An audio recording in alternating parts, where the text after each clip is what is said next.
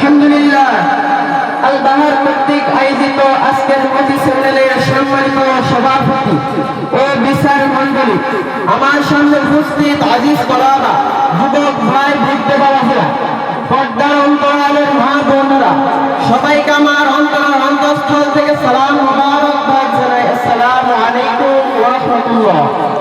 ওয়ালাইকুম আসসালাম। ভাইরা আমার সাথে কিছু কথা বলবেন, আজকের প্রশ্নের জবাব দেবেন আমার সাথে।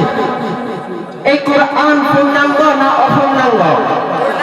কোরআনের মধ্যে আপনার ব্যক্তি জীবন কিভাবে চালাইবেন আছে নাকি নাই? কোরআনের মধ্যে পরিবার কিভাবে চালাবেন আছে নাকি নাই?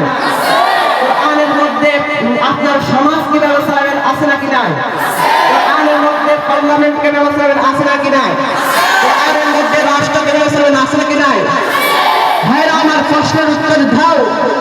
সব দিকে কোরআন আছে, কিন্তু রাষ্ট্র চালাবার সময় কেন কোরআন নাই? ওই সময় কেন মুখ গুটিয়ে তোমরা চুপ করে থাকো? বুঝা গেছে?